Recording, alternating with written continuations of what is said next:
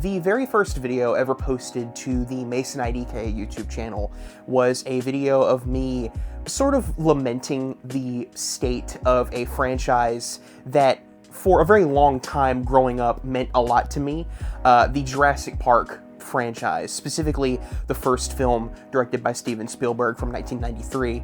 That movie is one of the most important films in my life. It helped me to fall in love with filmmaking, with the art of filmmaking, watching all the behind-the-scenes footage. It inspired me to want to tell my own stories and to get involved in the process of storytelling. It was just a very important and influential and formative film for me personally. That first video was inspired by me watching Jurassic World Dominion, which had just released on home media at that time. That movie's pretty bad. It's still pretty bad. I haven't changed my opinion on that one. It's a pretty rough video, rough around the edges. It's my first video. I had not quite got a handle on this YouTube thing yet, and honestly, I still haven't. I'm still learning new things and trying new things out and experimenting with my channel. But since then, my audience has grown considerably, and I'm sure that many would be interested to know what my thoughts on the newest film in the franchise, Jurassic World Rebirth, are. I saw this film last night with two of my younger brothers, and, I liked it. yeah, it's not great. It is not a great film. It's not a masterpiece by any means, and I didn't expect it to be either. My expectations going in were not insanely high, nor were they insanely low. I think I'd kind of adopted the mentality of a lot of people that were once fans of the Jurassic Park universe, now Jurassic World. I don't know what they still call it. I call it Jurassic Park because that's what I grew up with. Most people like myself had kind of adopted this idea of whatever, man, like sure, whatever, especially after Dominion and Fallen Kingdom and even Jurassic World. I've made it pretty clear that I'm not the biggest fan of those films, and to sort of recap the first video that I did a long time ago, a couple years ago, I love the first film. I have a nostalgia for the second and third film, even though they're both not good movies. I acknowledge they're both not very good, but I enjoy them for nostalgic purposes, and I just don't care for any of the world movies. And I've had quite the response in my comments on those videos from a lot of people that either agree or strongly disagree with me. There are fans of the world movies out there, and if you are one of those, more power to you.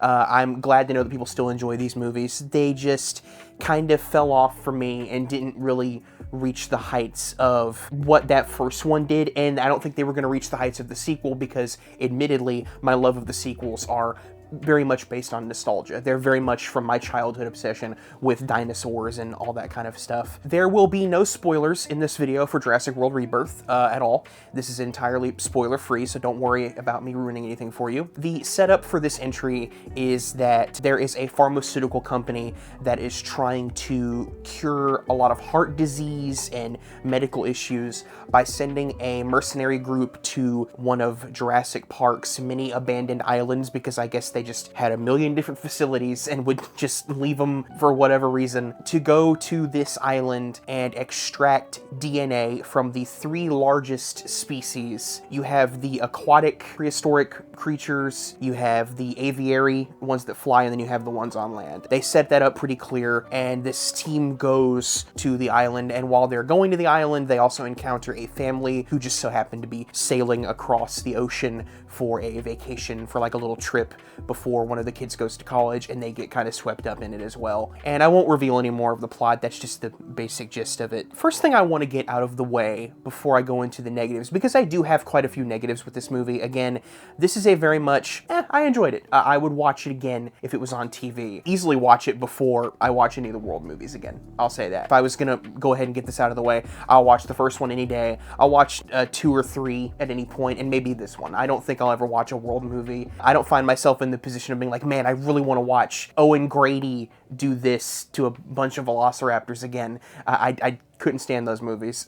But to avoid going into a whole rant about that, the negatives of this film are very much the first 20 or so minutes of the story. It did not start off great. I was kind of worried that it was going to be pretty bad from the onset. This film's biggest drawback is its screenplay. The dialogue is very clunky, the exposition is very awkward. None of the characters in the film at all are anything above surface level. They show up, state who they are, state that one little character trait that you're supposed to latch onto, and then That's it. I don't remember any of their names in this movie at all. I don't know who these people are. They're not Alan Grant, Ellie Sattler, Ian Malcolm, or anything like that. They don't have any of the unusual quirks of those characters. They don't have any journey they go on that isn't very telegraphed and very obvious. And that makes the first 20 or so minutes of the film kind of boring because you're waiting for the interest. You're like, okay, we know what's going on here. This guy is very clearly set up to be a greedy company man. This woman here clearly had some trauma in the past doing mercenary work, but she's called back for the money. This guy is the nerd character who wants to preserve the dinosaurs, and he's going to be upset when they start trying to kill them, yada. You kind of get what it is. You understand where it's going.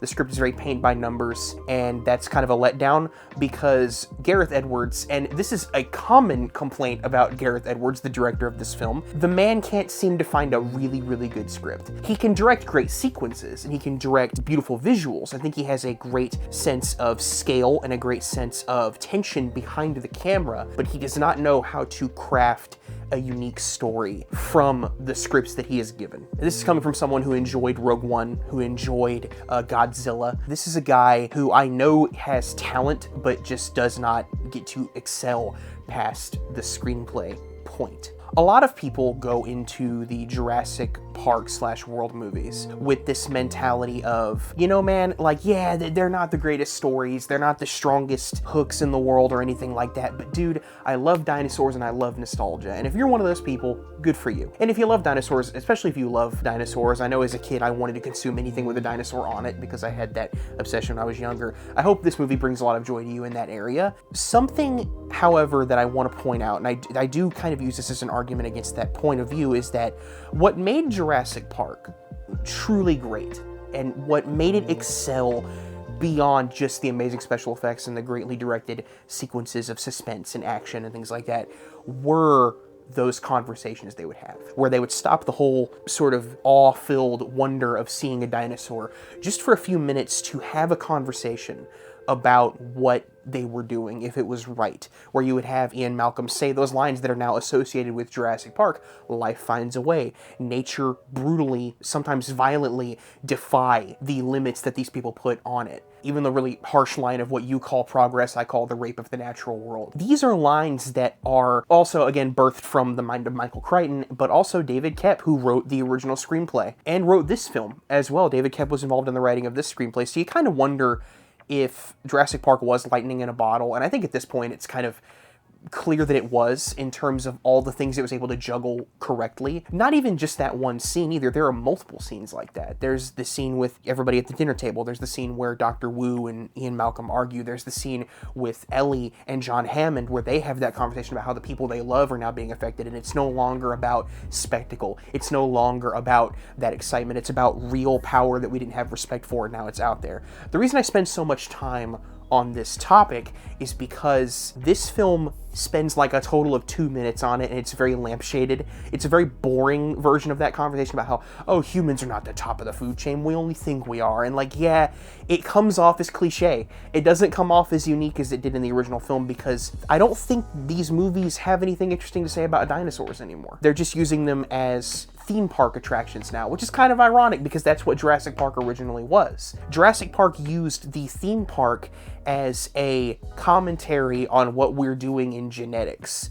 And in this film, it kind of tries a half-baked commentary on pharmaceutical companies, and it's very weird how it does it. There's a scene where Jonathan Bailey's character has like a 2-minute conversation with Scarlett Johansson's character, and it's very quick. She's outside on a boat, she's kind of upset, and then they talk for like a second, they make a few jokes, and then there's this whole sequence where they get the DNA of the first dinosaur they're after. And I mean, no build up to it, he just goes, what if we didn't do this? And it's weird because it comes out of nowhere. These characters don't have a very deep connection or anything. We don't have a moment where these two get to really, really know each other. That comes out of nowhere. And she's kind of on board with it almost immediately. I mean, yeah, there's some debate throughout the film, but you kind of know where it's going to go. Those few series of conversations that happen with every dinosaur or so that they go and try to get DNA from do not hold the same weight as the original film. And if I'm comparing this film a whole lot to the original, yeah, I know that. It's Jurassic Park. That's what it's trying to evoke.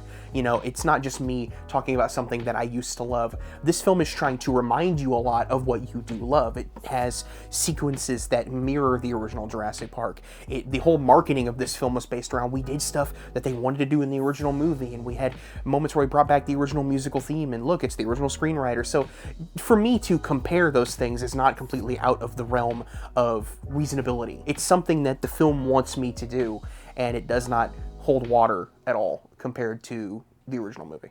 With that said, though, even with these weak characters, nobody performs them badly. The actors are all do a pretty good job playing who they are. The kids aren't super annoying in this movie by any means. Nobody gave a bad performance, I think. I don't think anybody turned in a performance that wasn't invested. I think the actors were excited to be involved in the film. I think Gareth Edwards was excited to direct it. And that's where you see the positives of the movie come in, because I do think there are positives to talk about. I think the first thing I want to get out of the way is I do see Gareth Edwards as a much more competent director behind the camera than Colin Trevorrow, who did the other Jurassic World films. This film doesn't feel like as much of a product, if that makes any sense. If you look at Jurassic World, it's the look, it's the digital filmmaking look. And I'm not against digital filmmaking entirely, but it doesn't have this look of a movie. The lighting isn't as careful, the imagery isn't as striking as the original film, the camera movement isn't as fluid or as interesting or motivated as something Spielberg would do, or even Joe Johnston did in Jurassic Park 3. The films look very glossy and manufactured,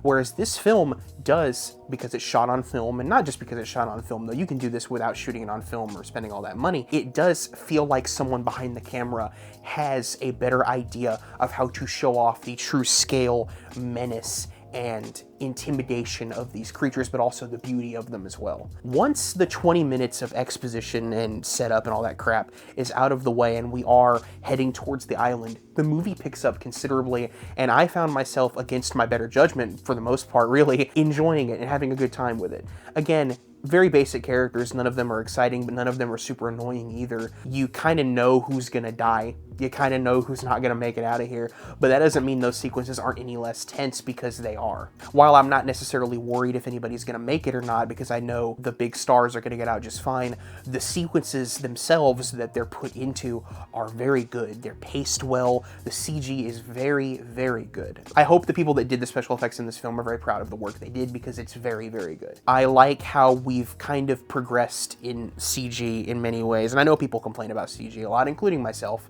I don't mean to entirely crap on it, because there's a lot of very talented people that work in the industry, and I know our effects are good enough to be almost completely photoreal. They're just not given the time or the resources to make that happen. This film, you get the sense that they did have a lot of time to work on it, and also the film doesn't overcrowd itself with dinosaurs either. There are only a few species in the movie. I'm not going to spoil which ones specifically, but there are only a few species on display here, so you get more time to render those and make them look more photoreal and make them look more detailed. There's a sequence in this film that I think kind of, if I'm being honest, it worked its magic on me a little bit and made me enjoy it. I will admit that I'm human. I can fall for these kind of things. There's a scene when the characters go out into a field and look at the Titanosauruses, and that scene is not played for action or intensity. It is played for beauty and awe, similar to the way that the Brachiosaur sequence in the first Jurassic Park was. And I was sitting there, my brother was laughing at me because I was like, I was getting annoyed because like, you need to play the John Williams music right here. This is where you need to have the music play.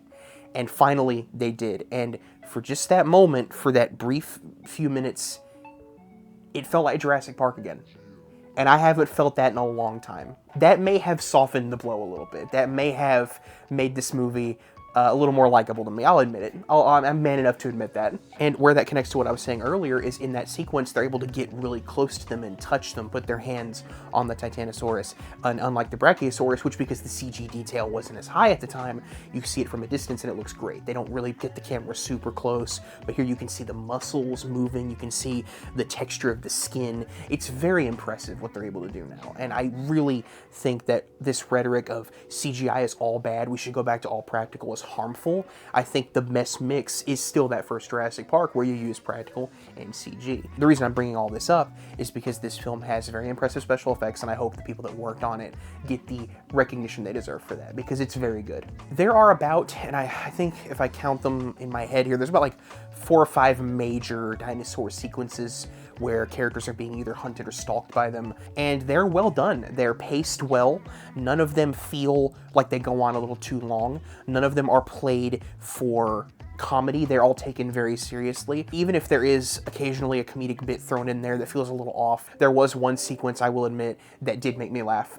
You'll know what it is when you get there, but it involves a character having things happen behind them. And that's something I actually want to go into more detail on, something that I think Gareth Edwards is very good at. He knows where to put the camera in these scenes that make them unique. You could, with all the CG detail that we have now, pull the camera back and show like a wide of all these things happening, but then you kind of lose the scale a little bit, in my opinion. You lose what makes these things scary is that they're much larger than you. They are towering. A T-Rex is massive, so Spielberg kept the camera in the car in that first Jurassic Park for a lot of the T-Rex sequences, and then when they got out of the car, he still kept the camera relatively low, looking up at this dinosaur because it's huge. It's a massive, intimidating presence. And here, what Gareth Edwards does is show how these creatures can stalk up on you, can sneak and make their way behind you very silently. There are scenes where a lot of things happen out of focus behind characters, or are happening without the character's knowledge, and those are really good. That's a great usage of the camera in a way we haven't really seen in Jurassic Park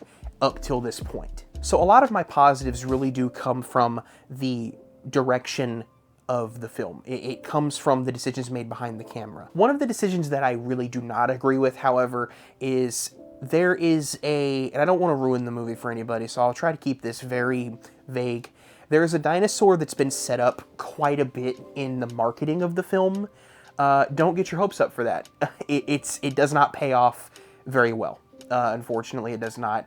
It didn't really disappoint me because I didn't care for the marketing of this thing anyway. I think the best sequences in the movie are with the familiar things we've seen before, which is another kind of a segue into something else I want to talk about with this movie. Not only is it referencing a lot of Jurassic Park, but it's referencing other Spielberg films as well. There's a sequence where, I'm not even kidding, it feels ripped straight out of Jaws. There's a sequence with Scarlett Johansson and Mahershala Ali and Jonathan Bailey, and they're all on this ship chasing a dinosaur, trying to shoot at it with a rifle, and it feels like Quint on the end of the orca chasing after the shark in Jaws. Down to the music, like even the music has that triumphant sort of epic seafaring swashbuckling sound from Jaws in it. So to kind of wrap up how I feel here, there's a question that I think deserves answering and asking. This film is kind of marketed as a reset of Jurassic Park / world. It's a rebirth even, it's in the title. Is this enough to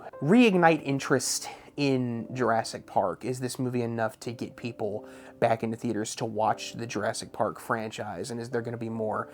That's ultimately up to the dollar, but just from a quality standpoint, I don't know. Honestly, I enjoyed this movie. I do have positives about it. I would watch it again. But is this film enough on a quality level to justify the existence of this franchise forever? Personally, I think that we might be nearing the end of it, honestly.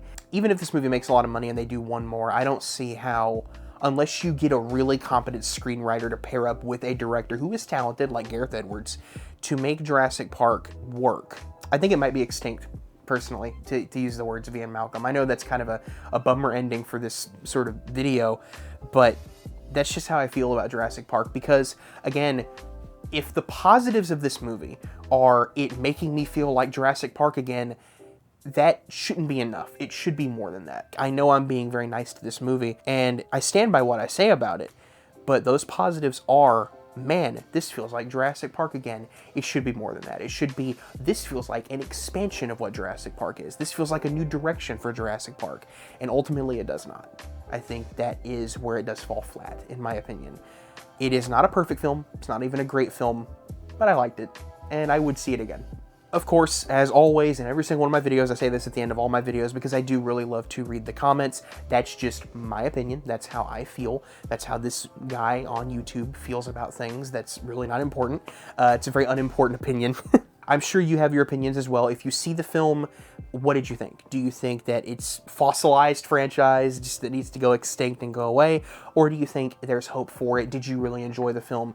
Do you kind of sit somewhere in the middle, or did you fully hate the film? Because I know there's going to be a lot of people that really didn't like it. I totally understand that, by the way, and I think there's going to be people that love it, and I also understand that as well. Let's have a good discussion about it. Tell me if you think I'm wrong. Tell me if you think I'm right. Tell me just how you feel. If you want to see me talk about more movies exclusively, I do a few reviews on my Patreon exclusively. If you want to support the channel, go there as well. If you want to be included on this list of names, it's going to pop up somewhere near my head over here. Big shout out to, as always, you know them, you love them, Lapis Lazuli VA, Lizard Gang, and JoJo, my executive producer patrons. This was a quick, short little video because it made sense to review a new Jurassic Park movie, considering that's where the whole channel started. I'm working on another video that's coming out very, very soon, and I cannot wait for you to check that one out. Please feel free to subscribe to the channel if you like what you see, and I'll see you in the next one. Take care, everybody. Have a good one.